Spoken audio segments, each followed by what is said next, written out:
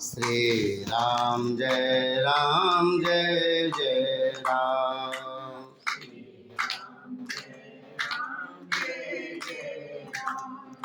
श्री राम जय जय राम।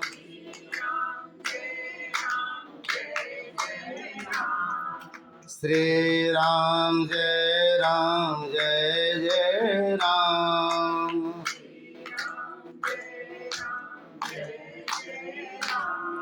श्री राम जय जय राम।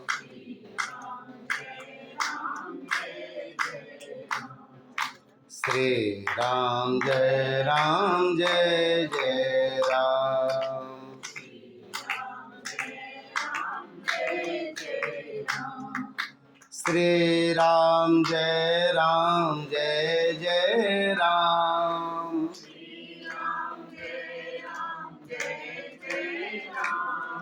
श्री राम जय जय राम। श्री राम जय जय राम।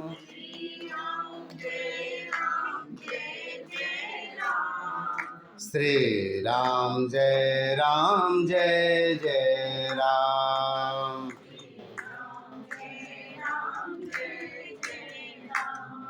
श्री राम जय जय राम।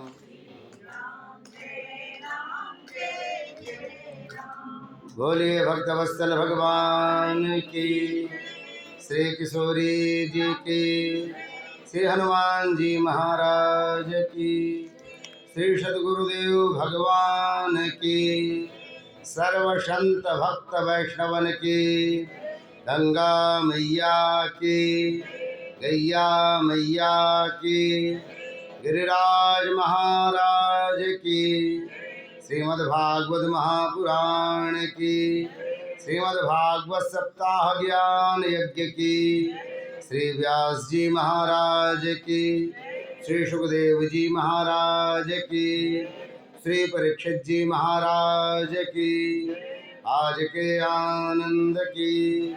जय जय श्री राधे, जय श्री राधे, जय श्री राधे। अकारण करुणावरुणालय भक्तवांछा कल्पतरु तड़िद्युत अभिनंदित पीताम्बरधारी भगवान श्री कृष्ण, उनकी परम प्रिया श्री किशोरी जी की असीम अनुकंपा से यह परम पावन श्रीमद् भागवत की कथा सप्ताह व्यापी हम सब श्रवण कर रहे हैं। और इस क्रम में आज 7वां दिवस। बारंबार प्रणाम श्री हनुमान जी महाराज के चरणों में, जो प्रथम श्रोता के रूप में बैठते हैं, और भी दृश्य अदृश्य ज्ञात अज्ञात सभी देवी देवताओं को, इष्ट देवता, कुल देवता, ग्राम देवता, उन सबको प्रणाम करते हुए कथा में पधारे हुए सभी वरिष्ठ वृद्धजन, ब्राह्मण जन सबको प्रणाम करते हुए आइए कथा के क्रम में प्रवेश करें। कल हम सबने भगवान के ब्याह की कथा श्रवण करी। हमारे ठाकुर दूल्हा बने हैं जी, और दूल्हा बने बड़े सुंदर लगे। सामान्य व्यक्ति को भी जो जब दूल्हा बनता है बड़ा प्यारा लगता है, कोई भी बनाया जाए। जिस समय उसे जब दूल्हा बनाते हैं तो सबके बीच में एक अलग छवि आती है। हमारे हिंदू संस्कृति में राधे राधे राधे राधे राधे, हमारे हिंदू संस्कृति में दूल्हा और दुल्हन जो बनाया जाता है उसमें भी भक्ति रहती है, प्रेम रहता है। हमारे क्षेत्र में पूर्वांचल में विष्णु भगवान मानते हैं दूल्हा को, दुल्हन को लक्ष्मी जैसा मान करके लक्ष्मी स्वरूप कन्या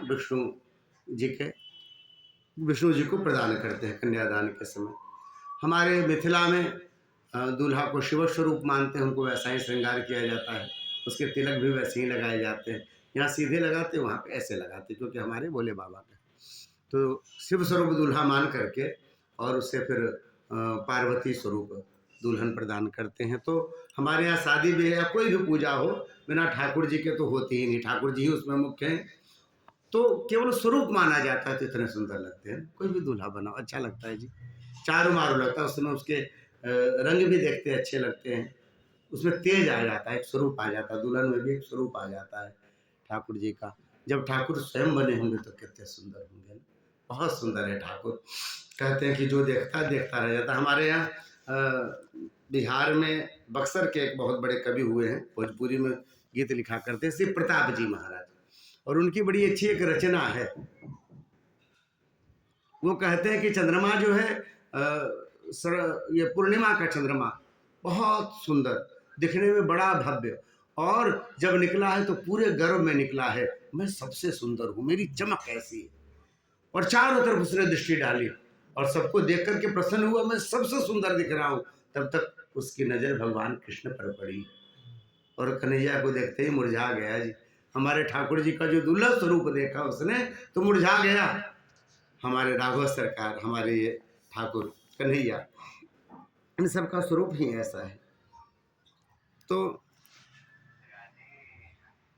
उनका पद है, चंदा मंद हो गई ले, मंद हो गई ले, गगनवा के हो गगनवा के, देखते सावरी सुरतिया पहुनवा के। बिहार में पहुना बोलते हैं जी। देखी के सांवरी सुरतिया पहुनवा। परमात्मा बड़े सुंदर, और इतने सुंदर हैं, इतना सुंदर स्वरूप है। वैसे ही ठाकुर जी का जो है पुत्र हुआ जी एक, उसका नाम है नारायण। नारायण उसका नाम है प्रद्युम्न। एक सेकंड,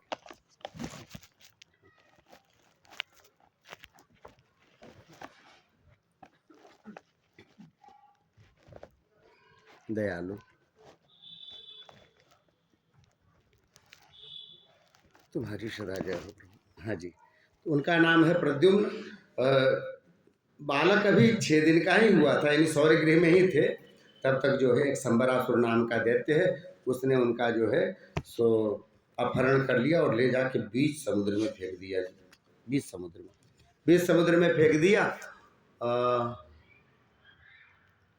क्योंकि उसे ज्ञात हुआ था कि उसकी मृत्यु भगवान के प्रथम पुत्र के हाथों होगी। अब निश्चित हो गया कि अब मेरा कोई क्या बिगाड़ सकता है। महाराज, काल से कोई कैसे बच सकता है भले, लेकिन अपनी अपनी बुद्धि सब चलाते हैं। लोग च्यवनप्राश खाते हैं, झंडू केसरी जीवन क्या क्या, बूढ़े लोग के खाने की भी बड़ी व्यवस्था है। लंबी आयु हो जाए, स्वस्थ रहें, सदा युवा बने रहें, नए बने रहें। पर कुल मिला जुला के संसार का यही स्वरूप है, जो आता है वो जाता है। संबरासुर को लगता है अब मैं रह जाऊंगा, क्योंकि मैंने अपने मृत्यु को टाल दिया है। कहते हैं उस बालक को एक मछली ने निगल लिया, और वह मछली मछुआरों के हाथों पकड़ी गई। मछुआरों ने देखा बहुत बहुत विशाल मछली, इसे राजा को देना चाहिए। तो राजा वहाँ पे समुद्र के तट पर संबरासुर का वह महल था, मछुआरों ने संबरासुर के महल में भेज दिया। भोजनालय में पहुँचा। अब ये सब जीव तो राक्षसी खाते हैं, मनुष्य के लिए तो अन्न बना हुआ है। तो वहाँ उसका पेट जब चीरा गया तो उसमें से बालक निकला। कामदेव की पत्नी रति वहाँ प्रतीक्षारत थी। नारद जी ने बताया था तुम्हारा पति वही मिलेगा, प्रतीक्षारत थी। जब ही देखा पहचान गई, ये तो मेरे पति कामदेव हैं। उन्होंने उनका लालन पालन किया। 16 साल की अवस्था हुई तो रति ने प्रणय निवेदन किया है कि आप मुझसे ब्याह कर लो जी। बोले कैसे आपसे ब्याह कर लें, आप तो मेरी धाया हो, आपने मेरा लालन पालन किया है, मैं आपसे कैसे ब्याह कर सकता हूँ। तब उन्होंने उनको उनकी कथा बताई कि प्रभु आप साक्षात कामदेव हो और मैं रति आपकी अर्धांगिनी। जन्म जन्मांतर से हमारे यही संबंध है, युगों से यही संबंध है हमारे। जब देवताओं के कार्य सिद्धि के लिए आपने भगवान शिव की समाधि तोड़ी थी और भगवान ने तीसरा नेत्र खोला और आप भस्म हो गए। मैं रोती बिलखती उनके चरणों में जाकर के गिरी हूँ और भगवान भोलेनाथ को भरी भरी आंखों से यही पूछा कि बाबा तुम्हारे चरणों में आकर के लोगों के सौभाग्य बनते हैं, मैं पहली ऐसी हूँ जो मेरा सौभाग्य जल गया। आपके चरणों में आकर के मेरा सौभाग्य समाप्त हो गया। भगवान भोलेनाथ ने कहा कोई बात नहीं, अब जो हो गया तो जो भी लीला थी ठाकुर जी की हुई, क्योंकि आप मेरे चरणों में आई हो तो आपको आपके पति की प्राप्ति हो जाएगी। जब यदुवंश में भगवान कृष्ण अवतरित होंगे तो उनके प्रथम पुत्र के रूप में तुम्हें जो है अपने पति की प्राप्ति हो जाएगी। ऐसी कथा आती है। शिव पुराण में एक और बड़ी सुंदर कथा आती है कि भगवान शिव का जब ब्याह भया तो उसके बाद कोहबर में जाते हैं, सब तो सखियाँ जाती हैं साथ में। तो भगवान कोहबर में गए, साथ में सखियाँ।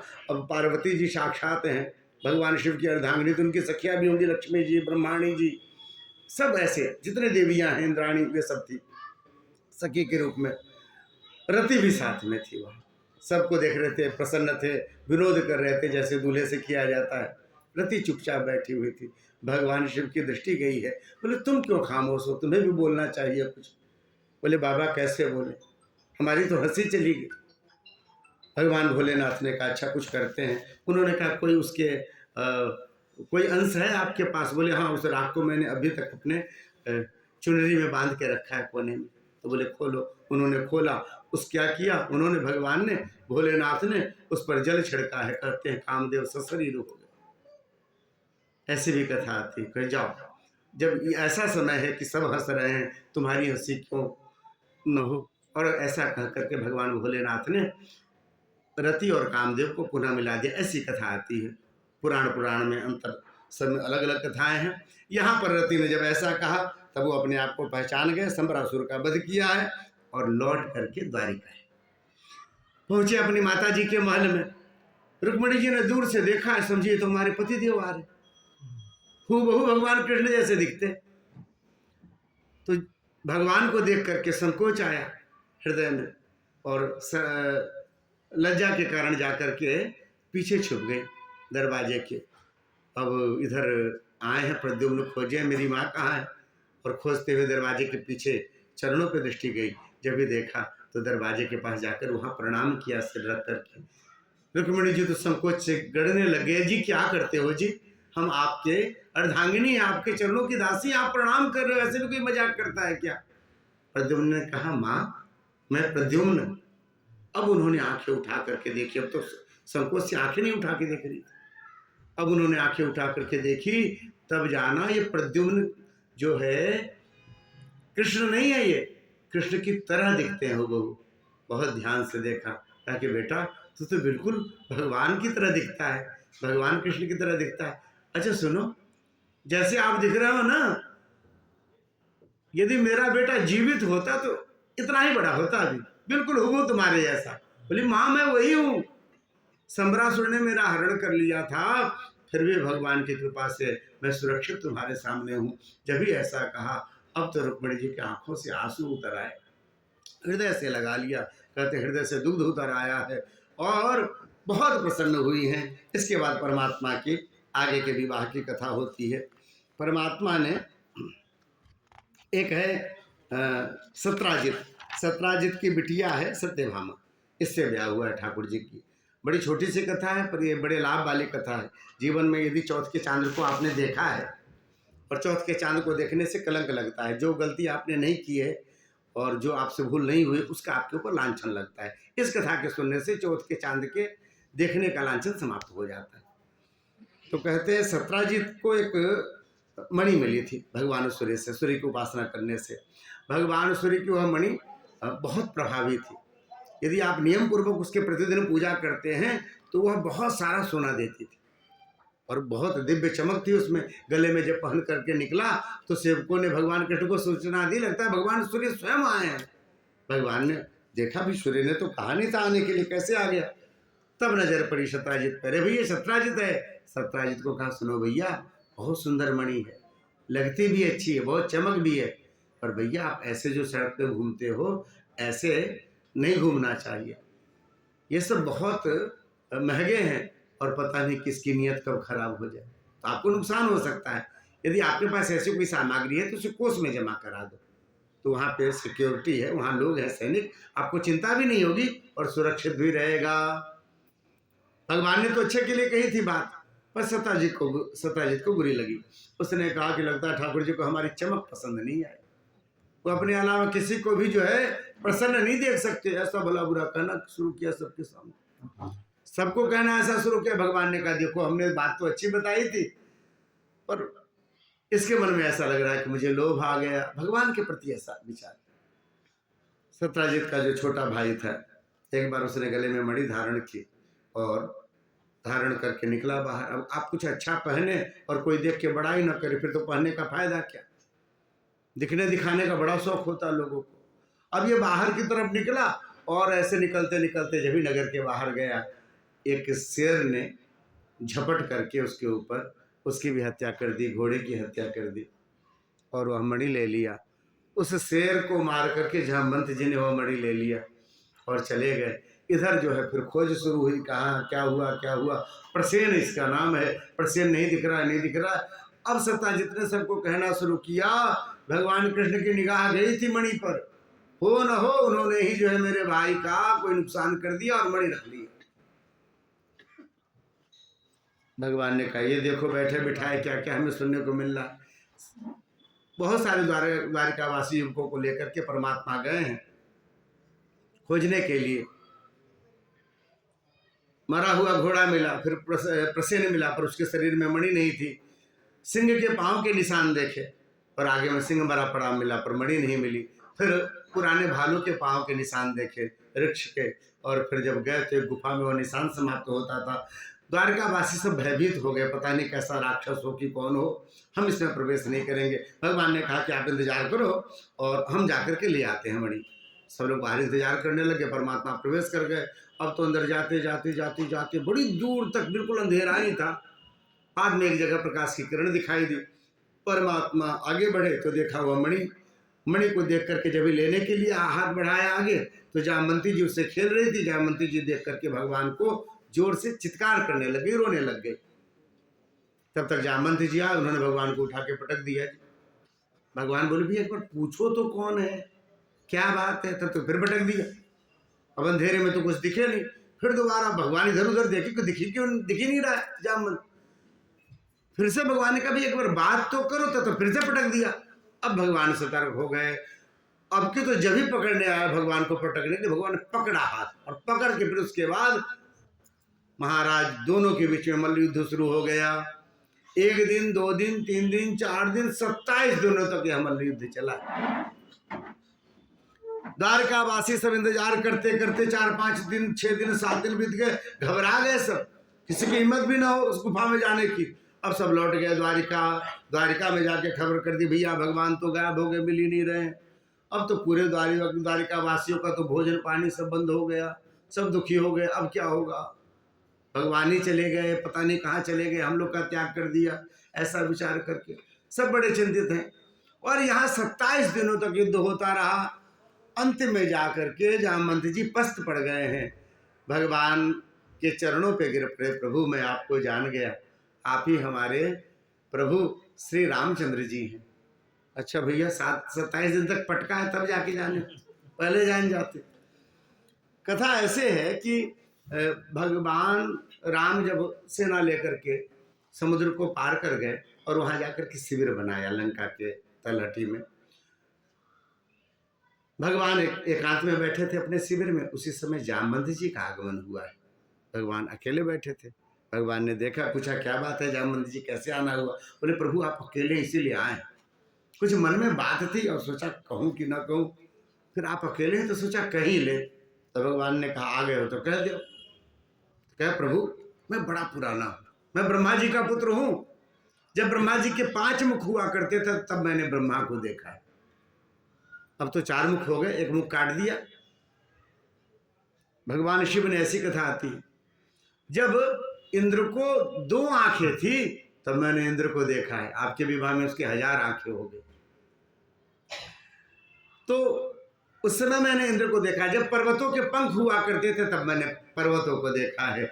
जब भगवान शिव पीत वर्ण के थे उसके बाद उन्होंने विष पी लिया और उनका कंठ जो है नील हो गया, नीलकंठ कहलाने लग गए। जब भगवान पीत वर्ण के थे भगवान शिव, तब मैंने भगवान शिव को देखा है। जब आपने बामन का स्वरूप ग्रहण किया न प्रभु, उस समय मैंने 2 घड़ी में 7 प्रदक्षिणा आपकी की थी उस विशाल स्वरूप की। मैं इतना शक्तिशाली था। ये सब रावण कुंभकर्ण कुछ नहीं है मेरे सामने। अभी संसार में सबसे शक्तिशाली दिख रहे हैं ये, और प्रभु इनको आप मारोगे। इसका अर्थ यह है कि सबसे शक्तिशाली आप हैं। तो मेरा यह मन कर रहा था कि सबसे शक्तिशाली व्यक्ति है उससे मल्ल युद्ध करें एक बार। तो प्रभु आप हमसे लड़ लियो। भगवान ने कहा और बनाओ बानर भालुओं की सेना, अब हम ही से लड़ेंगे। भगवान ने कहा कि भैया देखो ये हमारा मर्यादा पुरुषोत्तम का स्वरूप है और हम आपसे लड़ेंगे तो अच्छे नहीं लगेंगे जी, आप हमारे अपने हो। पर आपके मन में ऐसी इच्छा हुई ना तो आपको हम अवसर देंगे। द्वापर में जब मैं कृष्ण के रूप में अवतरित होऊंगा उस समय आप मन भर लड़ लेना। और कहते हैं ठाकुर जी ने वही उनकी इच्छा पूरी की। 27 दिनों तक मल्ल युद्ध हुआ है, पस्त हुए हैं, चरणों में प्रणाम किया है। बोले भैया जब पहचान गए तो मणि दे दो, इसके कारण तो बड़ी बात हो रही है हमारे यहाँ। तो बोले प्रभु ये मणि नहीं दे सकते। क्यों? बोले बिटिया को दे दिया, बिटिया से लेंगे तो बिटिया रोएगी, बड़े लाड़ प्यार से पाला बिटिया को। पर भैया मणि के बिना हमारा काम तो गड़बड़ा रहा है ना, लोग भला बुरा कर रहे हैं हमें। वो सत्राजित पता नहीं क्या क्या कह रहा है लोगों को।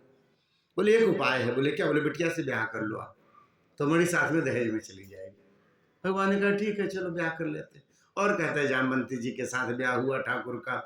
इधर जो पूरे द्वारकावासी बड़े दुखी हैं, नारद जी का आगमन हुआ है। नारद जी ने कहा माँ की उपासना करो, भगवती की। माँ भगवती की उपासना शुरू हुई है। ब्राह्मण सब बैठे हैं, सहस्र चंडी पाठ होना शुरू हुआ। इधर देवी भागवत की कथा श्री नारद जी ने कही। यह कथा देवी भागवत में आती है जी।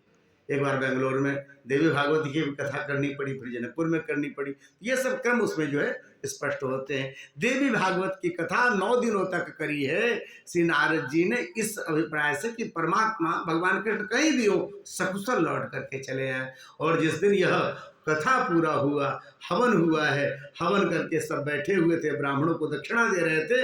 अचानक जो है सो भगवान के पांचजन्य संघ की ध्वनि सुनाई दी सबके कानों। जब भी पांचजन्य की ध्वनि सुनाई दी सब जान गए भगवान द्वार पर आ गए हैं, भागे हैं सब द्वार की तरफ। तनुआ प्राण ही भागतम, जैसे शरीर में प्राण आ गया हो वैसे सब दौड़ पड़े। 27 दिनों में आप बताइए सब जो है 20 दिन हो गए होंगे बिना खाए पिए फल फूल खा करके कैसे नियम से सब रग रहे थे। और माँ भगवती को बार बार कहते थे माँ हम आपके चरणों में हमारी मनोवांछा पूरी हो। ये हमारे यहाँ क्या होता है कि लोग प्रचलन करते हैं, ये शैव है और ये शाक्त है, ये वैष्णव है। प्रारंभिक क्रम को आप देखें तो कहीं भी कोई भिन्नता नहीं है। देखिए भगवान जब नहीं मिल रहे हैं तो माँ भगवती की उपासना चल रही है। द्वारिकावासी करते हैं। भगवान राम को जब लंका पर विजय पाना था तो शक्ति की उपासना करी थी। हमारे यहाँ कोई भिन्नता नहीं। ठाकुर स्वयं भगवान शिव का पूजा करते हैं और हमारे भोलेनाथ निरंतर राम राम राम राम। भगवान तो स्पष्ट शब्दों में कहते हैं शिवद्रोही मम दास कहावा, सो नर सपने हु मोहि न भावा। ऐसा है मिला हुआ एक वातावरण, लेकिन आपस में सब मूर्खता बस जो है कहेंगे शाक्त है शैव, सब एक दूसरे के पूरक हैं। और माँ की कृपा तो भगवान शंकराचार्य जो भगवान शिव के और कृष्ण के उपासक हैं, माँ भगवती की जब आराधना करते हैं तो बड़ा सुंदर श्लोक है। स्वपल स्वपाको जलपाको भवति मधुपाको पमगिरा निरातंको रंको विहरति चिरम कोटि कनकई तवापर्णे कर्णे विशति मनुवर्णे फलमिदम जनको जानीते जननी जपनीयम जप विदौ। माँ तुम्हारे नाम की बड़ी महिमा है, माँ बड़ी महिमा है। अरे मैंने आश्चर्य देखे हैं संसार में, जो रंग था जिसके पास खाने की दिक्कत थी और बाद में देखा इतना धन हो गया उसको कि राजा सब उससे धन लेते हैं। जो चांडाल था जिसको न उठने का न बैठने का न नहाने का न खाने का शऊर था और जिसे समाज में कोई सम्मान नहीं देता था, वह भी व्यक्ति अचानक विद्वान बन गया, समाज में सम्मानित होने लग गया। लोग उनकी बातों को, अलंकारिक बातों को ध्यान से सुनने लग गए। वह वक्ता हो गया जिसे बोलना नहीं आता। वह राजा हो गया जिसके पास खाने का नहीं था। ये चमत्कार कैसे हुआ मालूम है माँ? माँ भगवती को शंकराचार्य कहते हैं कि तुम्हारे एक पवित्र नाम को, तुम्हारे एक पवित्र नाम अपर्णा को इन्होंने कानों से सुना, जपा नहीं, पढ़ा नहीं, पूजा नहीं किया, ध्यान नहीं किया। एक बार इनके कानों में यह पवित्र नाम गया, इस नाम का ऐसा प्रभाव है इनका पूरा जीवन बदल गया, पूरा जीवन इनका बदल गया। तवा पर्णे कर्णे विशति मनुवर्णे फलमिदम जनः को जानीते जननी जपनीयम जप विधो। और माँ जो बड़े भाव से आपकी मूर्ति के समीप बैठ करके आपके स्वरूप को देखते हुए माला पे आपके दिव्य नाम को जपेंगे, फिर उनके जीवन में ऐसा क्या है जो उनके जीवन में नहीं हो सकता। माँ भगवती की उपासना द्वारिका वासियों ने की है और भगवान श्री कृष्ण मिले हैं। माँ भगवती के चरणों में लेकर के गए दोनों को, वर वधू को बारंबार नमन करवाया है। माँ तुम्हारी कृपा से हमारी कन्हैया वापस मिल गए। जामवंती जी से ब्याह हुआ जी, इसके बाद तो सत्राजित को खबर लगी है, सत्राजित को मणि तो वापस मिल गई। अब तो द्वारिका वासी उसको भला बुरा बोले, उसको तो सबसे आंख मिलाने में संकोच हो। हमने भगवान कृष्ण के ऊपर लांछन लगाया, अब क्या करें, कैसे सबके बीच में सम्मानित हो। कोई हमसे बात नहीं करता, तुम्हारे कारण भगवान कृष्ण हमसे इतनी दूर हो गए थे, 27 दिनों तक हम उनके दर्शन नहीं कर पाए। अब तुमसे बात नहीं करेंगे, तुम्हारा चेहरा देखना भी पाप है। बेचारा तो बहुत चिंता में। अब स्मरण आया सत्याजित को, एक काम करते हैं, ठाकुर जी से जो संबंध बना लेते हैं। इनकी बिटिया है सत्यभामा, भूदेवी। सत्यभामा का रिश्ता लेकर के वसुदेव जी के पास गए हैं और कहें कि महाराज हमारी यह जो बिटिया है इसे आप अपने पुत्र वधू के रूप में स्वीकार करें। वसुदेव जी राजी हो गए और हमारे ठाकुर जी का फिर ब्याह हो गया जी। इसके बाद फिर हस्तिनापुर में कालिंदी जी से भेंट हुई, कालिंदी जी से ब्याह हुआ, लक्ष्मणा जी से ब्याह हुआ, सत्या जी से ब्याह हुआ। इस तरह से परमात्मा के बहुत सारे ब्याह हुए। हमारी माता जी का एक बड़ा थोड़ा प्रसिद्ध पद है, राजन जी और आजकल जो प्रसिद्ध कथाकार हुए हैं श्री प्रेम भूषण जी महाराज, और ये सब गाते हैं, जो नए नए कथाकार हैं तो वो गाते हैं। बड़ा अच्छा पद है, मैथिली में पद है, पर इसका अर्थ यह है कि ठाकुर जी जब दूल्हा बने हैं तो देखने लायक बने, उनकी झांकी बड़ी मज़ेदार। ऐसा हम आपको सुना देते हैं, शायद पीछे गाते न बने। देखो झांकी केहन मजेदार, दुल्ह सरकार जी के, देखो झांकी केहन मजेदार, दुल्ह सरकार जी के। जुलुम जुलुफ माथे मणि मोरिया, जुलुम जुलुफ माथे मणि मोरिया, चमके चंदनवा लीलार, दुल्ह सरकार जी के, अजी चमके चंदनवा लीलार, दुल्ह सरकार जी के। श्रवण कुंडल मुख छवि मन हरिया, श्रवण कुंडल मुख छवि मन हरिया, और राजीव नयन कजरार, दुल्ह सरकार जी के, और राजीव नयन कजरार, कमल नयन कहते हैं ना, और कमल राजीव नयन कजरार, दुल्ह सरकार जी के, देखो झांकी केहन मजेदार, दुल्ह सरकार जी के। गले मणिमाल कटी सोहत पीतांबर, गले मणिमाल कटी सोहत पीतांबर, और चादर अजब कोरदार, दुल्ह सरकार जी के, देखो चादर अजब कोरदार, दुल्ह सरकार जी के, देखो झांकी केहन मजेदार, दुल्ह सरकार जी के।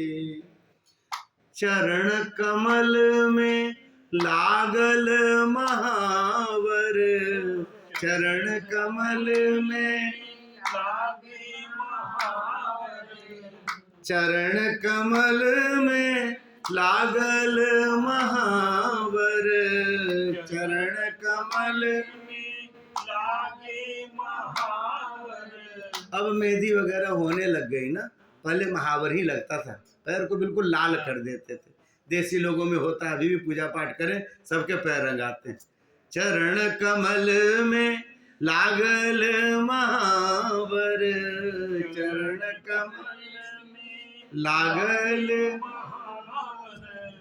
और नख सिख सजल श्रृंगार दुल्ह सरकार जी के, और नख सिख सजल श्रृंगार दुल्ह सरकार जी के।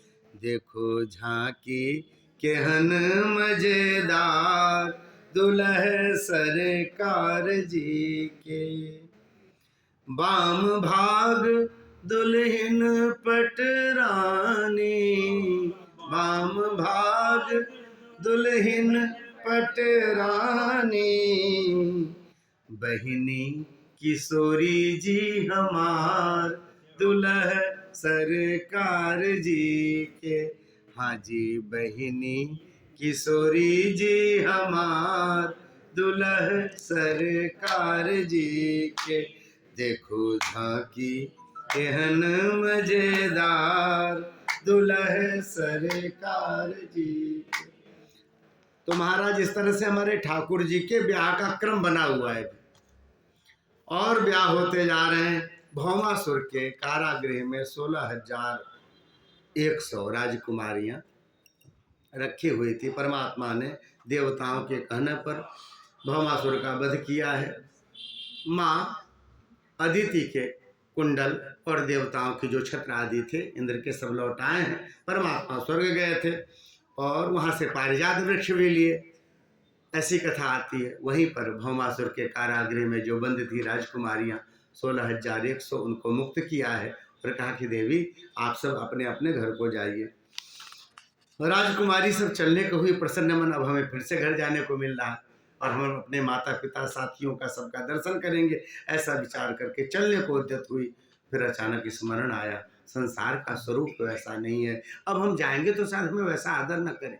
नारी स्वरूप है ना, जाएंगे तो लोग मिलेंगे तो जरूर, माता पिता तो सदा बच्चों को प्रेम करते हैं, पर हमसे 10 तरह की बातें पूछी जाएगी, कैसी थी, कहाँ थी, हमारे स्वरूप को लेकर के बार बार लोग शक करेंगे, हम संदेह करेंगे, हमारी शुचिता को लेकर के संदेह करेंगे।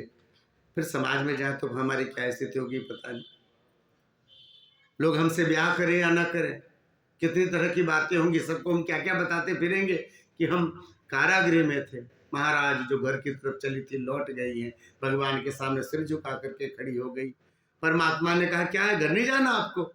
सब रोने लग गई, प्रभु कहाँ लौट करके जाएंगे, हम संसार में जाएंगे तो संसार वाले सम्मान नहीं करेंगे हमारा, पर सम्मान नहीं करेंगे तो हमारी स्थिति दीनहीन सी हो जाएगी।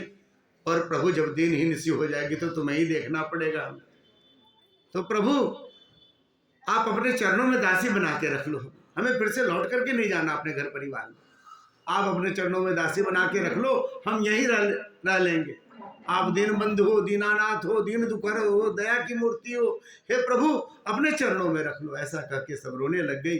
परमात्मा ने सविधि वैदिक विधि से सबके साथ ब्याह किया और 16,108 रानियों का जो संख्या है वह पूरा हो गया हमारे ठाकुर का। 16,108 सबके लिए अलग महल है, ऐसा श्रीमद् भागवत में लिखा हुआ है। द्वारिका में सबके लिए अलग महल। परमात्मा ऐसा सबको लगता है कि ठाकुर जी हमारे साथ हैं, ऐसा सबको ऐसा ही भान हो रहा है। इस तरह से भगवान की दिव्य कथाएं। और कहते हैं भगवान तो लौट करके नहीं गए वृंदावन, लेकिन बलभद्र जी गए हैं। बलभद्र जी गए हैं वृंदावन और वहाँ यशोदा जी और नंद जी से भेंट हुई है। मैया ने जब भी देखा हृदय से लगाया, नंद बाबा ने हृदय से लगाया है। मैया तो पहचाने नहीं जा रही है जी, ठाकुर जी के स्मरण में इतना रोती हैं कि गाल में कहते हैं निशान पड़ गए आंसुओं के। और पहले जो स्थूल सी मैया दिखती थी बिल्कुल हड्डी हड्डी सी दिखती है, पर फिर भी प्रसन्न। बहुत दिन बाद मुस्कुराते हुए देखा नंद बाबा ने मैया को अपने गोद में बैठाया है और जैसे पहले खिलाती थी वैसे ही माखन मिश्री बलदाऊ को खिला रही हैं। खूब लाड़ लड़ाया, खूब प्रेम किया है।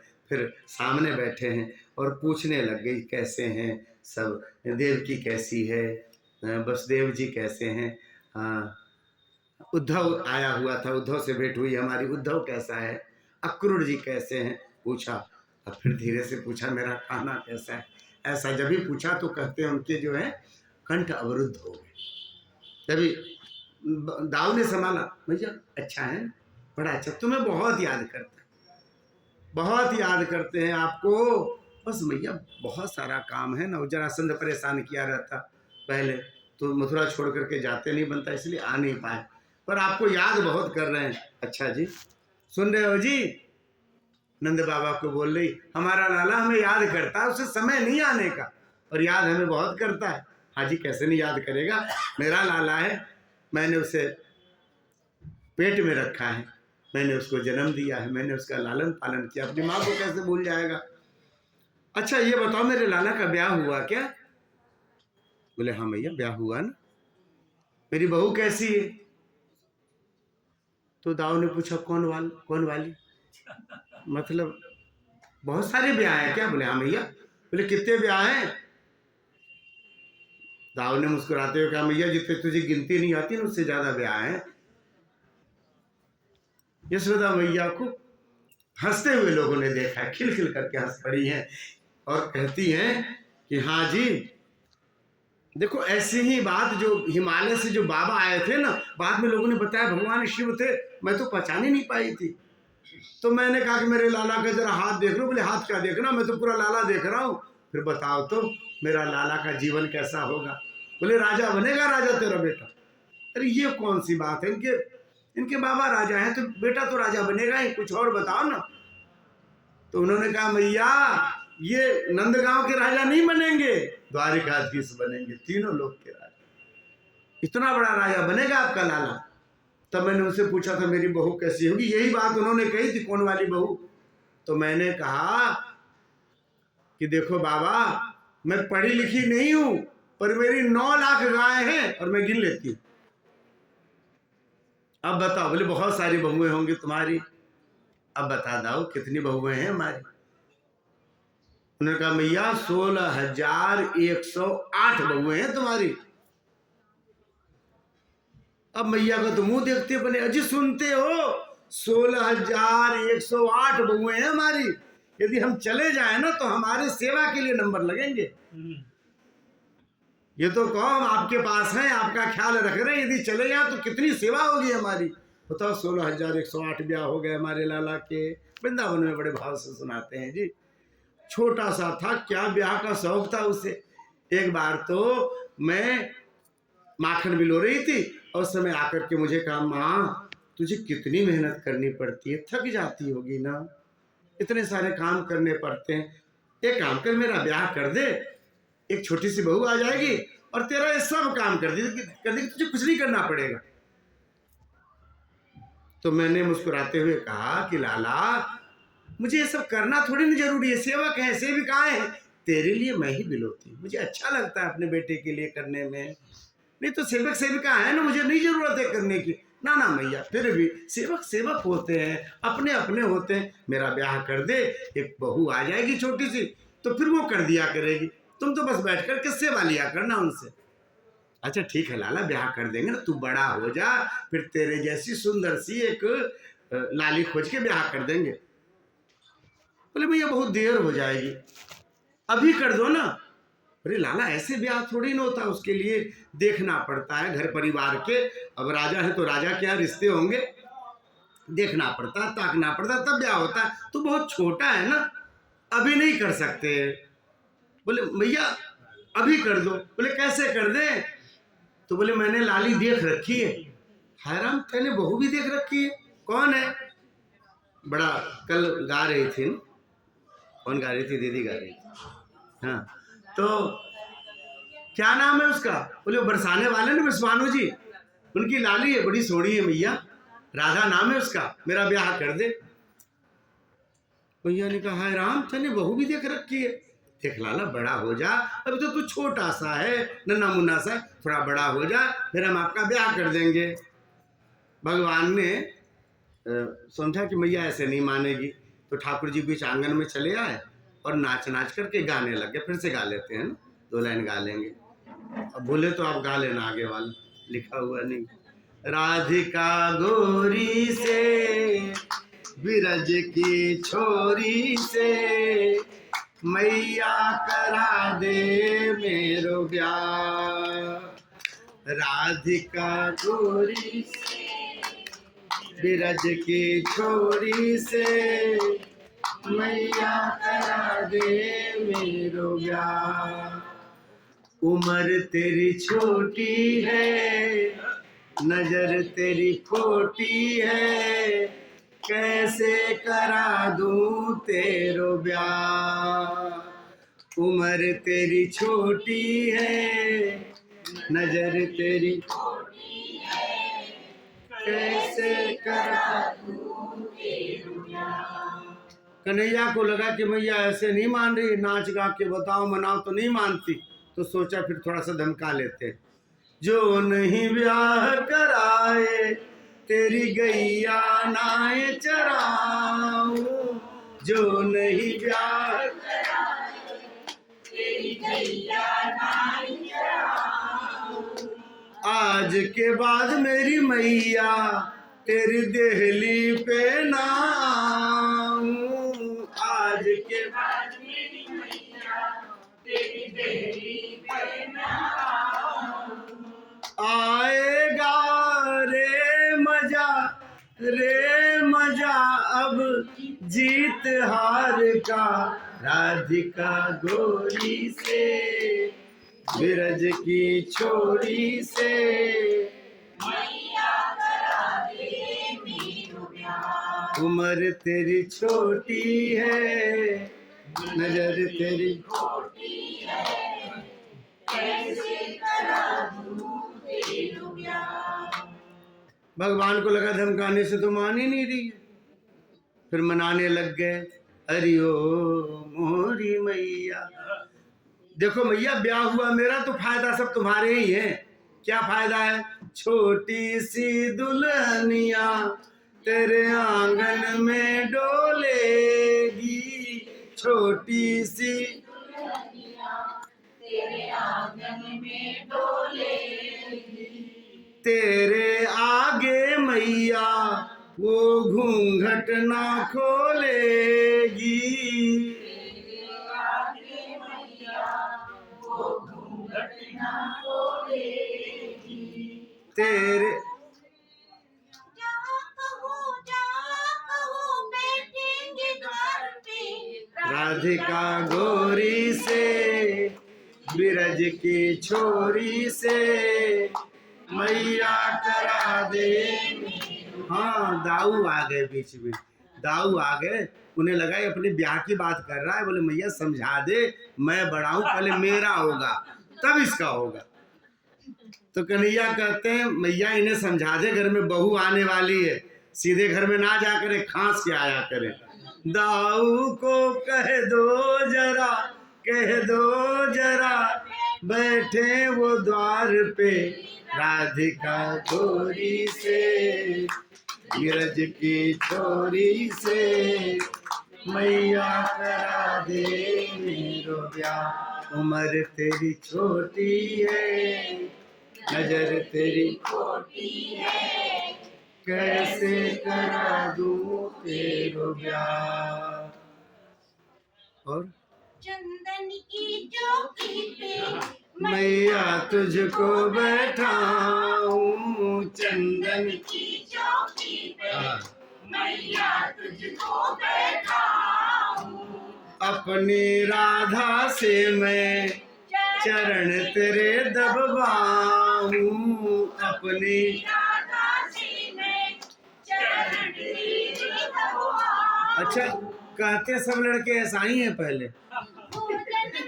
बनवाऊंगा बनवाऊंगा 56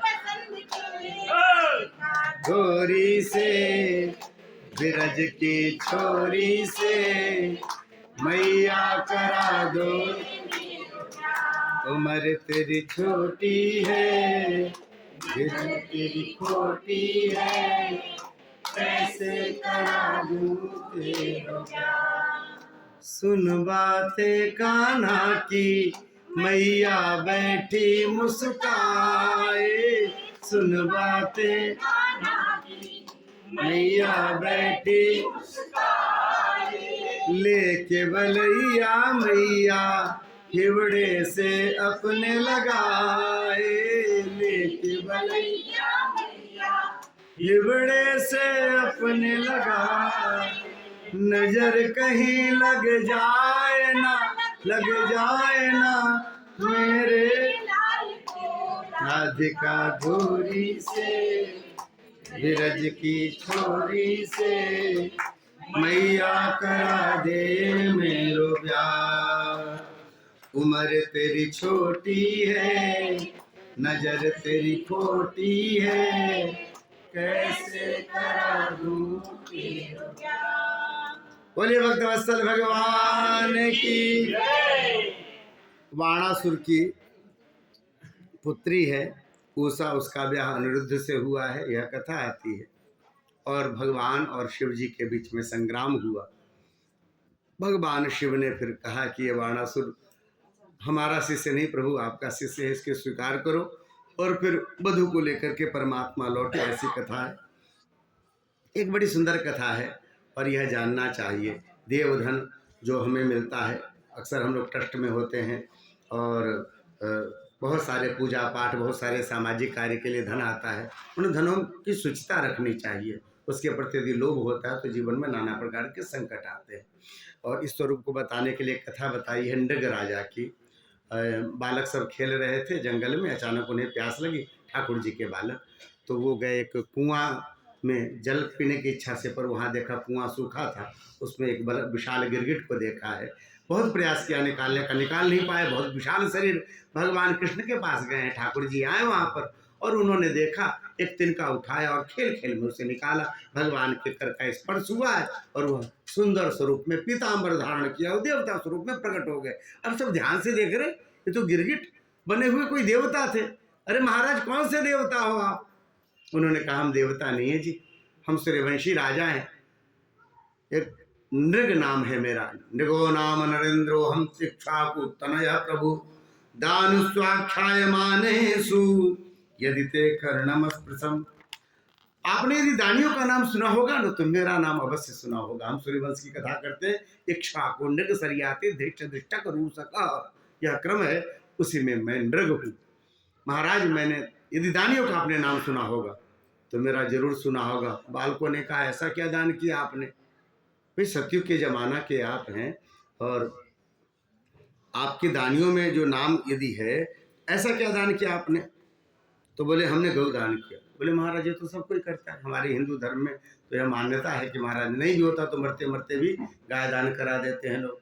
बहुत लोग जब चले जाते हैं तो उनका जब कर्म होता है उस कर्म में गौदान करा देते हैं, तो करा ही दिया जाता है गौदान। अब तो हमारे यहाँ इस तरह की व्यवस्था कर दी गई है कि सामान्यतया लोग जो नहीं भी मिल रहे हों, अपरिचित हो, कहाँ जाके खोजें, तो गौ सेवा है गीता प्रेस की तरफ से, गीता वाटिका की तरफ से, वहाँ गौ सेवा है और वहाँ जाकर के गौदान किया जा सकता है नियमानुसार सब कुछ। तो ये व्यवस्था हो गई है। तो गौदान सहज, बड़े बड़े ये सब जो श्रेष्ठ जन हैं इन लोगों ने सहज बना दिया, जिससे लोग अपने धर्म का आचरण पूर्णतया कर पाए, नियमानुसार कर पाए। तो गौदान तो सब लोग कर ही लेते हैं। अब ऐसा कोई अभागा ही होगा जिसके हाथ से न हुआ हो, नहीं तो सबसे हो जाता है। तो बोले नहीं, वैसी वाला गौदान मैंने नहीं किया। जो हम त्रिवेणी में जाते हैं और वहाँ पंडा जी करते हैं, पूछ पकड़ो चलो पंडित जी, और पूछ पकड़ा, कुछ भी 1.25 रुपया, 11 रुपया, 21 रुपया लेकर के भी दान करा देते हैं, तो 2 दान हो जाता है। बोले वो वाला दान मैंने नहीं किया है। फिर कैसा दान किया? बोले महाराज मैंने अच्छी गाय दान की। कितनी गाय दान की? बोले आकाश में तारे कितने? मजाक करते हो महाराज, कोई गिन सकता है क्या? बोले भला उसको कोई गिन भी ले, पर मैंने जितनी गाय दान की है उसको कोई गिन नहीं सकता। बोले महाराज जितनी गाय? बोले हाँ, बारिश की जितनी बूंदी होती हैं उससे ज्यादा मैंने गाय दान की। फिर गिरगिट कैसे बने महाराजा? एक ने कहा कि की होगी, जो गाय अपने यहाँ भिसुक जाती है ना, जो दूध देना बंद कर देती है, आपने उठा के उसको दे दिया वो ब्राह्मण को, अब सेवा करना पड़ेगा, दूध तो देगी नहीं, पंडित जी को पकड़ा दो। बोले नहीं नहीं, ऐसी गाय दान नहीं की मैंने, पयस्विनी दुधारू गाय, अभी अभी की ब्याई हुई, ऐसी गाय मैंने दान की। अच्छा तो बूढ़ी हो गई होगी आपके? जब बूढ़ी हो जाए तो सोचे अपने खुट्टे पे मरे, इससे बढ़िया पंडित जी क्या जाके मरे। ऐसी गाय दान की होगी आपने? नहीं नहीं, तरुणी, बिल्कुल नहीं नहीं, पहली ब्यान वाली गाय मैंने ऐसी दान की।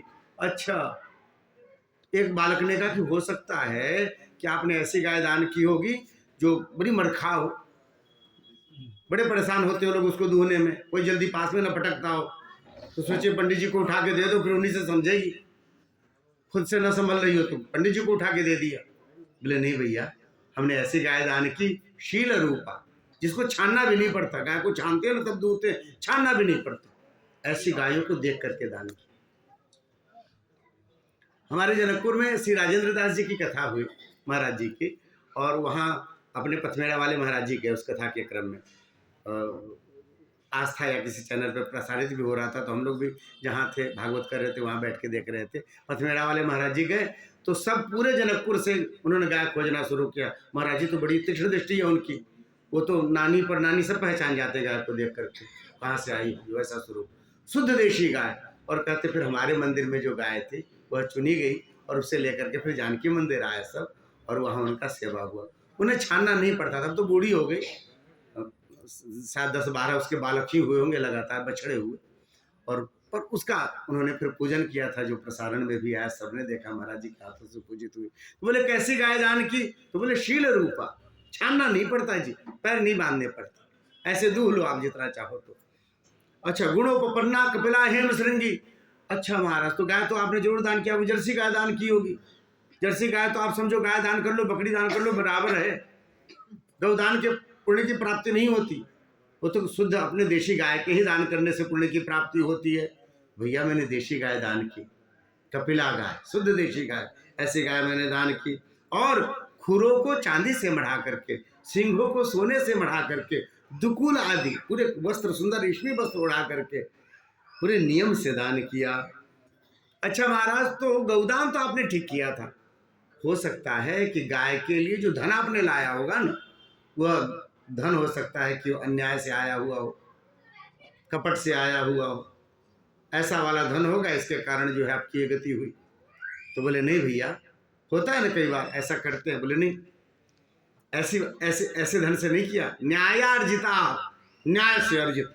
मैं स्वयं जो करता था, अपने काम से आटा पीसता था, चित्र बनाता था, नाना प्रकार के स्वयं कार्य करूं, उससे जो मुझे पैसे मिले। अब राजा कोई चित्र बनाए तो उसकी तो नीलामी भी अच्छी होगी, पैसे भी अच्छे मिलेंगे, तो उससे जो हमें जो धन मिलता था, उस धन से मैं गाय खरीदता था और दान करता था। रुप्य खुरा सबस्सा दुकुल माला भरना ददावहम। अच्छा महाराज, तब ये हो सकता है कि आपने गाय ठीक चुनी, उसके लिए धन भी आपने बड़ी मेहनत का पसीने वाला धन लगाया, पर जिस ब्राह्मण को दिया ना, वह ब्राह्मण दान देने के योग्य नहीं होगा, हो सकता है। बहुत लोग होते हैं कि महाराज अपने धर्म का पालन नहीं करते, कहीं से भी कुछ चिन्ह नहीं रखते, यज्ञोपवीत नहीं पहनेंगे, तिलक नहीं लगाएंगे और शिखा नहीं रखेंगे, जो कुछ भी संसार में सब पहनते वैसा ही पहन के घूमेंगे। और किसी ने यदि थोड़ा बहुत टेढ़ा मेढ़ा तुमताम कर दिया, अरे हमें ऐसे बोलते हो, पांडे जी हैं, पंडित जी हैं, काहे के पंडित जी हो, मुंह भर दिन भर गुटखा भर के रखते हो, चारों तरफ थूकते घूमते हो, क्या स्वरूप है, कहाँ के ब्राह्मण है? तो आपने ऐसे किसी ब्राह्मण को उठा करके दे दिया होगा दान। और कहते हैं महाराज, यदि योग्य व्यक्ति न हो तो ऐसे व्यक्ति को दान दिया हुआ दान का फल नष्ट हो जाता है। इसलिए श्रौत जो वेद का अध्ययन करते हो, जो नियमानुसार ठाकुर जी के चरणों में जिनकी रति हो, जो आपके यहाँ पौरोहित्य करते हो नियमानुसार परंपरा से, गीता प्रेस में यह क्रम में लिखा हुआ है। लोग कई बार कहते हैं महाराज ब्राह्मणों का स्वरूप वैसा नहीं रहा, तो वहाँ जो पुस्तक प्रकाशित है जो बताती है क्या करें क्या न करें, उसमें क्रम में बताया गया है कि महाराज जैसा युग है उसके अनुरूप आप हैं, वैसे ही ब्राह्मण भी। हम भी उतने कर्मनिष्ठ नहीं रहे जैसा गृहस्थ को रहना चाहिए, युग के अनुरूप हम हुए, युग के अनुरूप ब्राह्मण भी मिल रहा है। तो जो भी आपके यहाँ पौरोहित्य करता है, उस व्यक्ति को प्रथम दान लेने का और देने का अधिकार बनता, उसको देना चाहिए। क्योंकि एक जो पौरोहित्य करता है ना, वो चाहे न चाहे सब वेदों का पाठ करता रहता है। जब वह श्री सूक्त का पाठ करेगा तो ऋग्वेद का पाठ करता, अथर्वशीष का पाठ करेगा तो अथर्ववेद का पाठ करता, जब वह पुरुषोक्त का पाठ करता है तो यजुर्वेद का पाठ करता है। तो चाहे अनचाहे उनके वेद भी बनते रहते हैं। नाम भले ही चतुर्वेदी हो, पर यदि पुरोहित में है तुम्हारा चारों वेद तो थोड़ा बहुत जजमान के यहाँ भी लगते हो। नाम मुख से यदि ऋषिकेशाय नमः अनंताय नमः यदि निकलता है तो वाणी और जिह्वा उनकी पवित्र तो होते ही हैं, तो उनका सम्मान करना चाहिए, जिस रूप में भी हो ब्राह्मण का आदर करना चाहिए। ऐसे ब्राह्मण को मैंने दिया तो महाराज ऐसी गति कैसे हुई? बोले एक बार मैंने जो गौदान किया था ना, वह गाय खुल करके दोबारा हमारे उस गाय के समूह में शामिल हो गई। ये जो जीव होते हैं इनको मालूम रहता है तो फिर से लीक पकड़ के चले आते हैं। तो गौशाला से खुली, पंडित जी ले गए थे उनके यहाँ से, खुल के फिर से आ गए। दूसरे दिन दोबारा वह गाय दान हो गई, हमें पता नहीं चला। सेवक ने ला के रख दिया, लाखों गाय थी हमारे गौशाला में, हमने दोबारा दान कर दिया जिस ब्राह्मण को दिया था, और कल जिन ब्राह्मण को दिया था दोनों आपस में लड़ गए और उस गाय को हमारे यहाँ लेकर के आए और पूछा, कल वाले ने पूछा आपने हमें दिया था ना, आज वाले पूछ रहे नहीं महाराज अभी अभी आपने हमें दान किया। मैं किंकरता भी विमुख हो गया, मैं कुछ बोल नहीं पाया।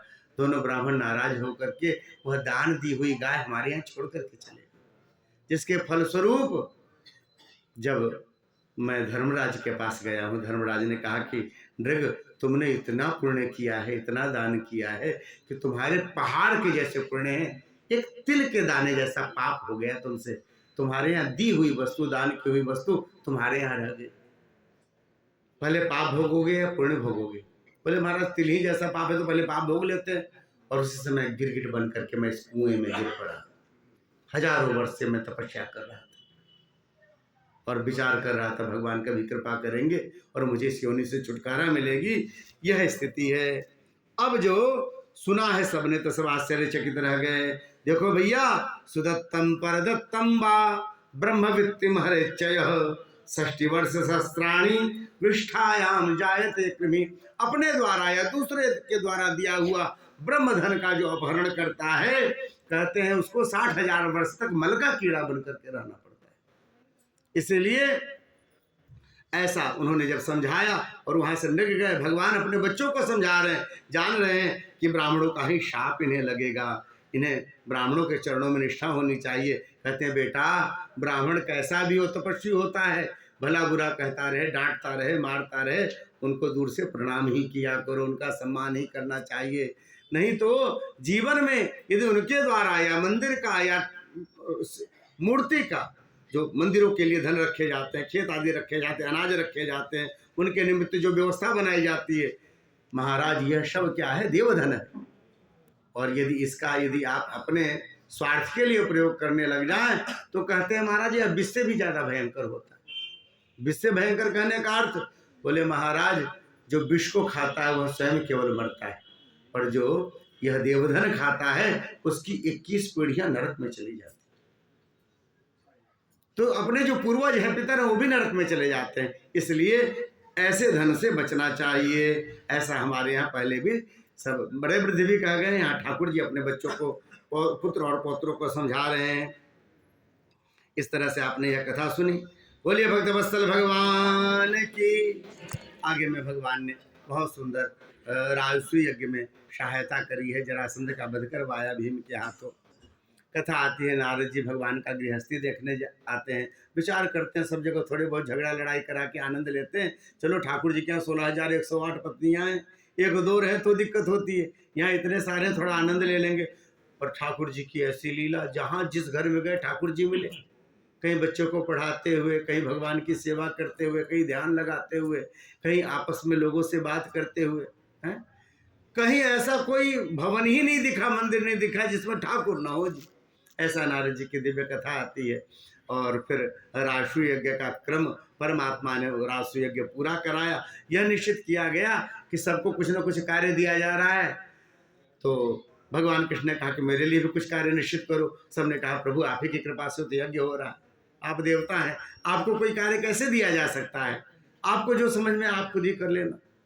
तो भगवान ने कहा ठीक है जी, जितने लोग खाएंगे पत्तल हम उठाएंगे, और जितने लोग आएंगे ना उन सबके चरण हम धोएंगे। ठाकुर जी ने ऐसी सेवा की, ऐसी सेवा ली। और फिर जब अग्र पूजा का विधान का निश्चित हुआ तो कहते हैं सहदेव ने भगवान के नाम का उच्चारण किया है कि इनकी अग्र पूजा करनी चाहिए। सबने जो है जय जयकार करिए, बोलिए द्वारकाधीश भगवान की। शिशुपाल को अच्छा नहीं लगा, शिशुपाल बहुत द्वेष करता परमात्मा से, बीच सभा में आकर के उन्होंने भगवान को भला बुरा कहना शुरू किया है, गाली देना शुरू किया। अर्जुन और भीम ने गदा उठा लिया, अर्जुन ने तलवार निकाल लिया, शिशुपाल का सिर काट देंगे, हमारे ठाकुर जी के लिए शब्द बोलता है। भगवान ने कहा नहीं, तुम्हें कुछ नहीं करना है, क्योंकि मैंने इनकी माता जी को कहा है कि इसकी 100 गलतियां मैं माफ करूंगा। सब लोग अपने कानों पे हाथ डाल करके निकल गए। आप जिनको श्रेष्ठ मानते हैं, पूज्य मानते हैं, यदि कोई उनके लिए कोई कटु शब्द बोले, कोई ऐसा शब्द बोले जो तिरस्कार पूर्वक हो, तो यदि आप में शक्ति है तो उसका जीभ निकाल लो, डांट दो, समझा दो। और फिर यदि आप में शक्ति नहीं है तो महाराज कान बंद करके निकल जाओ। सुनोगे तो उससे ज्यादा पाप आपको लगेगा, क्योंकि कहने वाला तो क्रोध में है, उसकी बुद्धि अपने बस में नहीं है। पर आप तो समझदार है ना, अपने इष्ट के प्रति कोई कुचर्चा नहीं सुननी चाहिए। कोई द्वेष बुद्धि से कुछ कहता हो नहीं सुनना चाहिए। सुनना भी दोष लगता है, नहीं सुनना चाहिए। कई बार लोगों को रस आने लग जाता है, नहीं आना चाहिए। ये सब टीवी में मुर्गे लड़ाते हैं ना, सब आपस में कुछ भी कहते हैं, राम जी हैं कि नहीं, कृष्ण जी हैं कि नहीं, मथुरा में मंदिर, नहीं सुनना चाहिए। आप यदि ऐसा देखें तो नहीं सुनना चाहिए इन सब की बातें। क्यों? विद्वान तो है नहीं, सब मनमाना कुछ भी करते रहते हैं। इसमें ठाकुर जी की चर्चा ऐसे ऐसे लेकर के आते हैं, हिंदू होकर के, उस परंपरा के होकर के, उनके बच्चे होकर के सबकी बुद्धि हर ली गई, ऐसी ऐसी चर्चा करते हैं। महाराज अपने धर्म के प्रति, संस्कृत के प्रति, इष्ट के प्रति निष्ठा होनी ही चाहिए जीव की। यहाँ परमात्मा ने 100 गालियों के बाद कहते हैं चक्र चलाया, शिशुपाल का सिर कटा है और वह तेज के रूप में भगवान के चरणों में समा गया। यह कथा आती है। पौंड्रक का वध किया परमात्मा ने, शाल्व का वध किया है, काशी का उद्धार किया, काशीराज का, और काशी को से भगवान के चक्र ने वहाँ जला डाला है, ऐसी कथा आती है।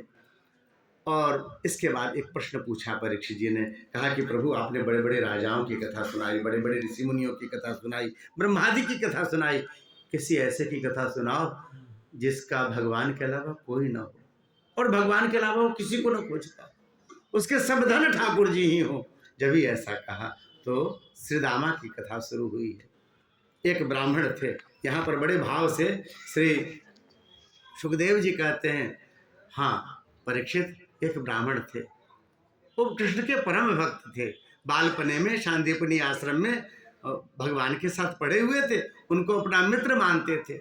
तो ही मोही नाते अनेक मानिए सो जो भावे।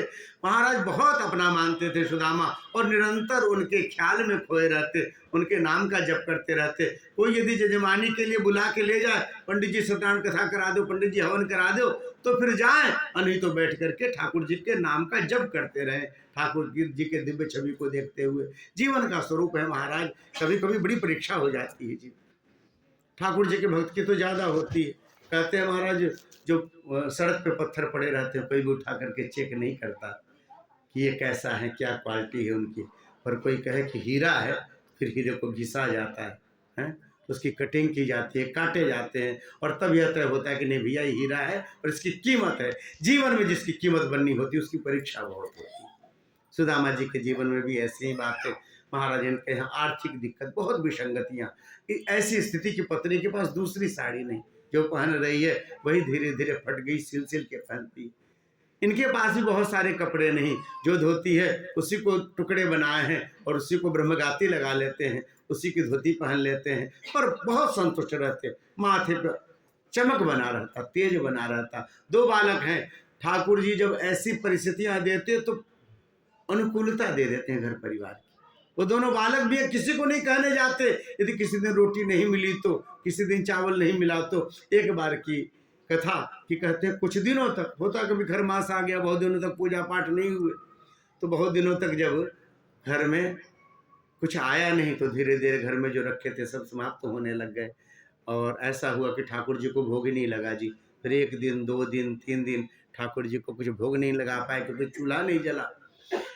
दोनों बच्चे बेशुद्ध होने लग गए। माँ को चिंता हुई, आज तक अपने लिए पति से कभी प्रार्थना नहीं की थी, रोती हुई गई है सुशीला सुदामा जी के चरणों में। सुदामा जी ने जब भी मुख देखा जान गए ये भी तो 7 दिन से कुछ नहीं खाए।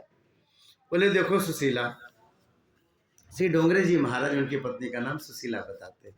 कहते देखो सुशीला, सामान्य जीव, सामान्य गृहस्थ के घर में 2 एकादशी होती महीने में, हम लोग की देखो लगातार एकादशी ही हो रही है। तो बोले जी आप अपने को समझा लोगे, हम अपने को समझा लेंगे, बच्चों को नहीं देखा जाता जी। भूखे, अचानक स्मरण आया भगवान कृष्ण का, सामने में उनकी छवि देखी। तो यहाँ पर सुशीला ने कहा कि प्रभु आप उनके पास क्यों नहीं चले जाते, अपने मित्र श्री कृष्ण के पास, द्वारिकाधीश हैं, उनके पास बहुत सारा धन होगा। सुदामा ने कहा कि मैं उनके पास मांगने जाऊं? ना ना, मांगने मत जाओ प्रभु, लेकिन आजकल कोई जजमान से भी कुछ आ नहीं रहा है, कोई पूजा पाठ नहीं आ रहा है, इसी बीच में आप घूमाओ, देखाओ, बहुत दिन से आपकी इच्छा है जाने की। सुदामा जी को ये बात तो जच गई जी, जच गई। और सुशीला ने उनको विदा किया है। दरवाजे तक गए तब ध्यान आया कि भैया कुछ लेकर के जाना चाहिए, खाली हाथ कैसे जाएंगे।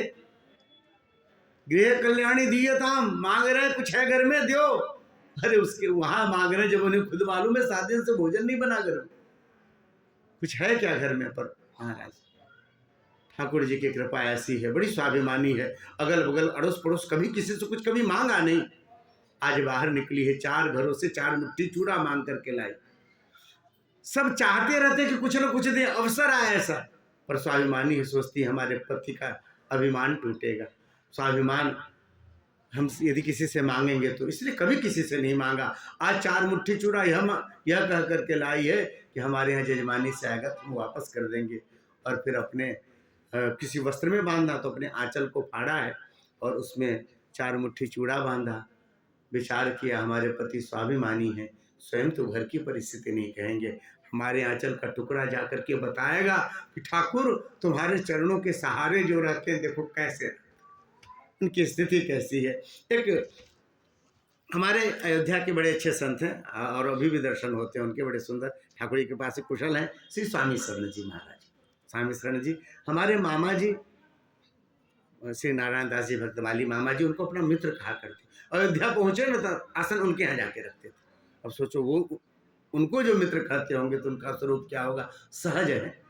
उनके जीवन की घटना है, जब शुरू में आए अयोध्या आए, नौकरी छोड़ करके आए थे, जमी जमाई छोड़ करके आए तो बड़ा मुश्किल था। सोचे कथा कहेंगे उससे जो आएगा, तो जानकी महल ट्रस्ट जो है, आप सब गए होंगे वहाँ, जानकी महल ट्रस्ट में प्रतिदिन कथा कहा करते थे शुरुआत के समय में। तो कभी कभी कुछ चढ़ जाए, 2 रुपया कोई चढ़ा दे, पुराने समय की बात है, कभी कोई कुछ थोड़ा सा चावल चढ़ा दे, आलू चढ़ा दे, उसी से अपना चलता था। अच्छा, जब आप धार्मिक स्थान पे रहो ना तो आपके परिचित लोग बहुत आते हैं, जैसे गांव वाले कहीं भी, हमारे गांव वाले वहाँ रहते हैं, उन्हीं के पास जाएंगे। ऐसे गांव वाले चले आए, किसी को कुछ बताते नहीं थे, जो बनता था सब में परोस करके पाले, किसी दिन भूखे रहना पड़ जाए क्योंकि पहले अतिथि को खिलाओ। पर वैसी परिस्थिति में भी सहज रहे। एक बार रात के समय उनकी पत्नी धोती धो रही थी, ये बनी हुई घटना, धोती धो रही थी, तो जो गांव से आई हुई थी दर्शन करने के लिए अयोध्या, उन्होंने कहा भाभी जी अभी टाइम मिला आपको धोती धोने का, दिन भर क्या कर रही थी बताओ, 10 बज रहे हैं। तो उनकी पत्नी ने कहा हमें तो टाइम ही टाइम है, इस धोती को अब टाइम मिला है। मतलब एक ही धोती थी जी, वो पहनते थे, रात में जब दे दे तो वो धो के फैला दे, सुबह में फिर उसी को पहन ले और फिर कथा करते थे। ऐसी स्थिति थी। अब उनके बेटे हैं सीताशरण जी, वो भी कथा करते हैं। अब ठाकुर जी के कृपा से तो कोई कमी नहीं है, बहुत सुंदर उत्सव करते हैं, बहुत अच्छे साधु हैं। पर यह ऐसा भी जीवन आता है, एक भी दूसरे वस्त्र नहीं, तो उन्होंने आंचल में बांधा, विदा किया है और कहते हैं वहाँ से चले हैं। श्री सुदामा जी परमात्मा के दर्शन की इच्छा अपने आंखों में लिए हुए और चलते चलते चलते जैसे कि शाम हो आई, थकने लग गए, 7 दिन का भूखा ब्राह्मण, और कहते हैं घुटनों के बल बैठे हैं, घुटने में चोट लग गई। महाराज आंखों के आगे अंधेरा छाने लग गया। कन्हैया तुझे देखने की बड़ी इच्छा थी, अब मुझसे चला नहीं जाता, अब मैं नहीं चल पाऊंगा। और कहते हैं बेशुद्ध होके गिर पड़े। हमारे परमात्मा कहते हैं तुम 2 कदम चलो, 98 कदम मैं आऊंगा तुम्हें लेने के लिए। परमात्मा ने गरुड़ जी को आदेश दिया है और कहते हैं गरुड़ जी उनको अपने पीठ पर रख करके ले जा करके द्वारिका पहुंचाए हैं। बड़ा सुंदर पद है, 2 लाइन गा लेते हैं। मेरा कोई न सहारा बिन तेरे, घनश्याम संवरिया मेरे, मेरा कोई न सहारा,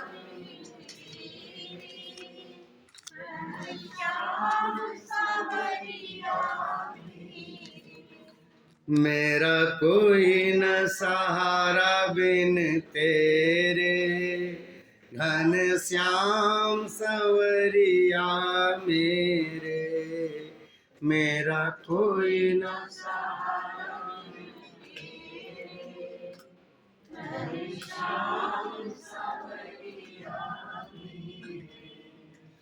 तुम दीन बंधु दुख हारी, मैं दीन हूँ शरण तिहारी।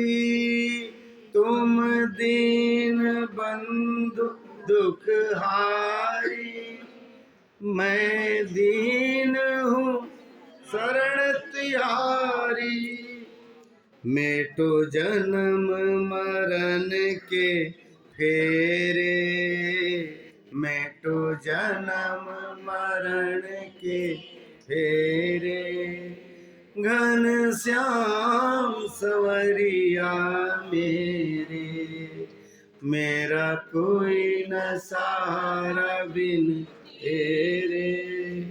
घन श्याम विषयों के जाल में फंस कर, बंधा माया मोह में कस कर।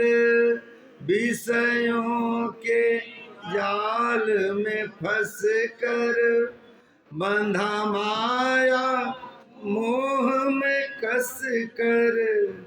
दुख पाए नाथ घनेरे, दुख पाए नाथ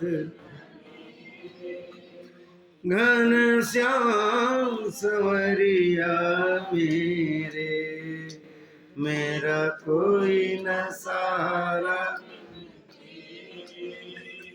घन श्याम संवरिया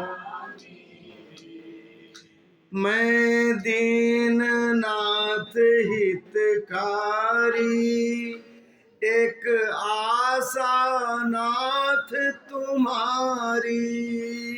मैं दीननाथ हितकारी, एक आशा तेरे चरण कमल के प्रेरे, तेरे चरण कमल के।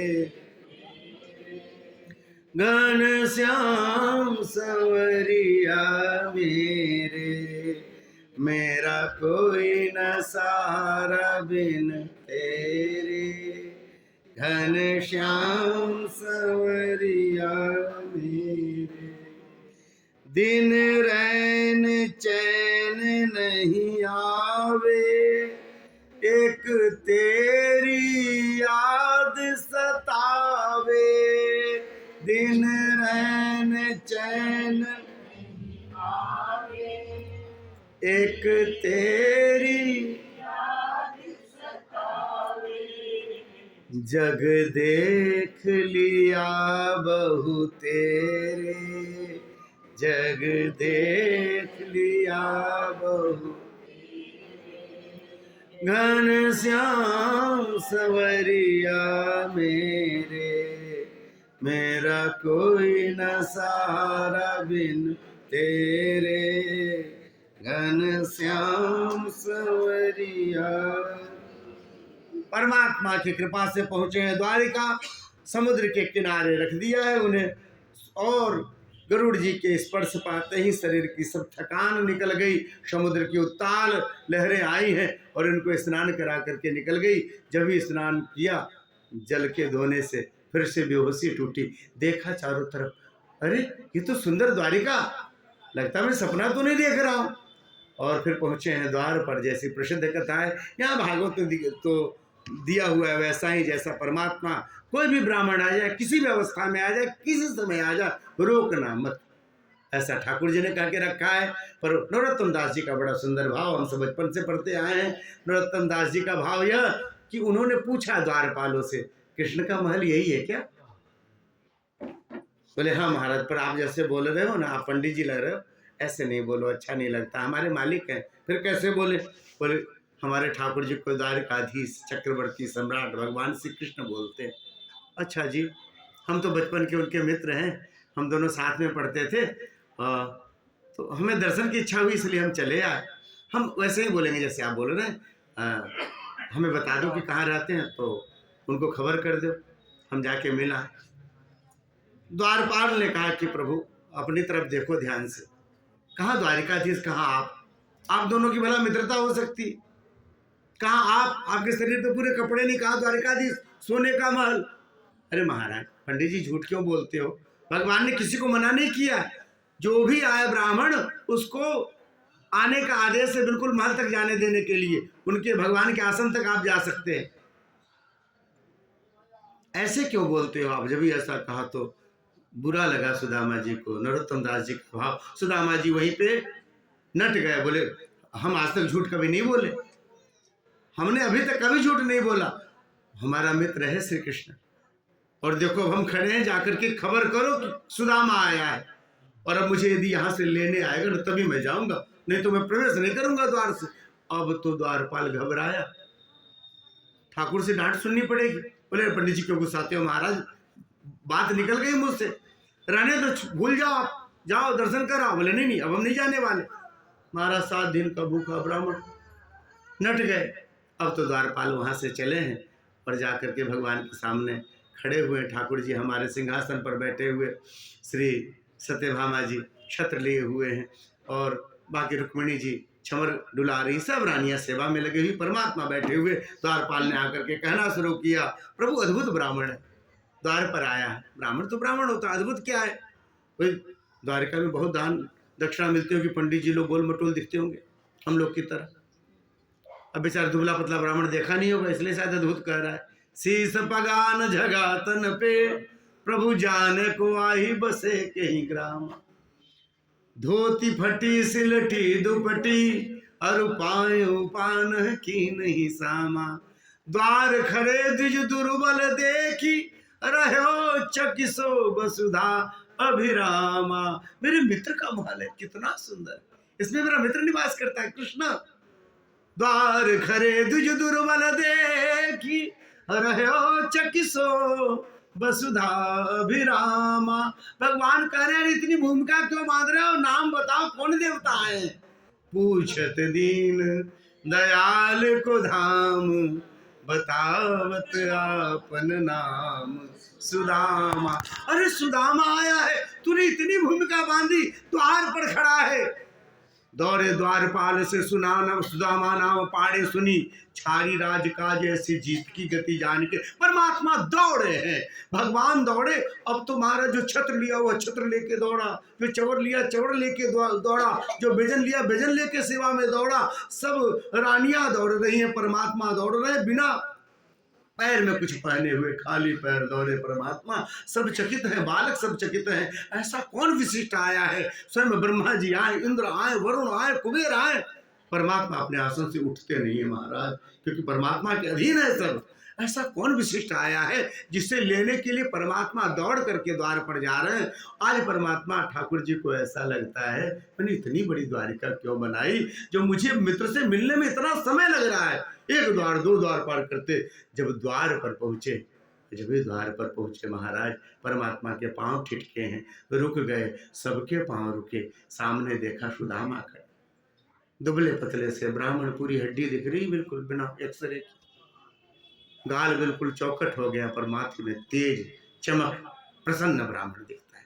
मेरे कन्हैया का मन देख करके प्रसन्न हो गया। प्रहलाद जी के जीवन में आता हिष्टया परर्ध्या व्यथितो दुखितेषु, यह वैष्णव के लक्षण है, दूसरे की रिद्धि देख करके प्रसन्न हो जाए। हमारे ठाकुर कितना कृपालु है, देखो दिया सबको, प्रसन्न देखा ब्राह्मण को, पर पैर ठिठक गए। जो मेरा नाम लेके जीता हो, मुझे को सब अपना मानता हो, उसके शरीर पे पूरे वस्त्र नहीं है, उसके पेट में अन्न नहीं है, उसके जीवन में इतनी सारी दिक्कतें।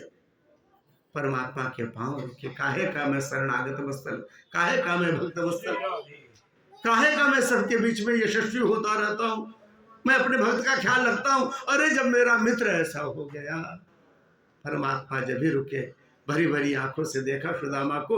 अब सुदामा जी बड़े हैं, दोनों हाथ फैला करके, और महाराज ठाकुर जी के पास आए, लिपट पड़े, आलिंगन में लिया है, हृदय से हृदय मिले हैं, दोनों की आंखें आंसुओं से महाराज लबालब भरी हुई बहने लग गई।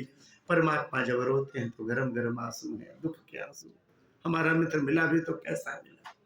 और हमारे सुदामा जी भी रो रहे हैं, पर सुख के आंसू। सुख के आंसू थोड़े ठंडे होते हैं जी, दुख के आंसू गर्म होते हैं। दोनों रो रहे हैं, कौन नहीं रोया होगा। रानियां चकित हैं, हमारे स्वामी कितने प्रेमी हैं, बताओ ये कौन ब्राह्मण है, ऐसा तपस्वी ब्राह्मण हृदय से लगाया परमात्मा ने।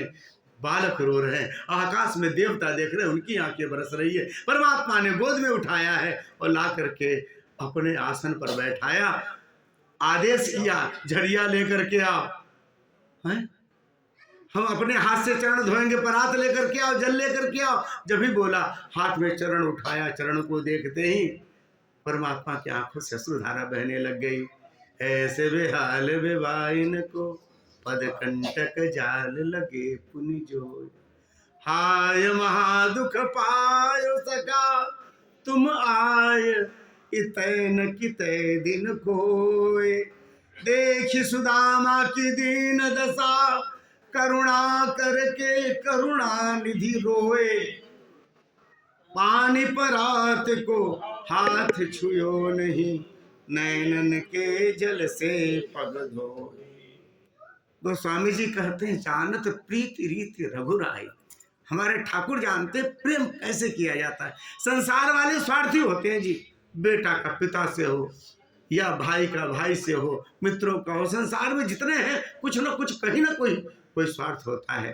प्रेम तो हमारे ठाकुर करते हैं। अपने आंसुओं से उनके चरण धो लिए, कांटों को अपने दांतों से निकाला है, अपने हाथों से स्नान कराया, अपनी पीताम्बरी दी धोती बदलने के लिए, और बैठा करके सबको कहा है अपने यहाँ से सामग्री लाने के लिए। 16,108 सामग्री सामने लगाई। पाव ब्राह्मण देवता बड़ी कृपा करी, कितने दिन बाद आए, आप हमारे यहाँ आइए। ठाकुर जी का स्मरण किया और वैदिक विधि से सब देख, फिर उन्होंने अपने हाथों में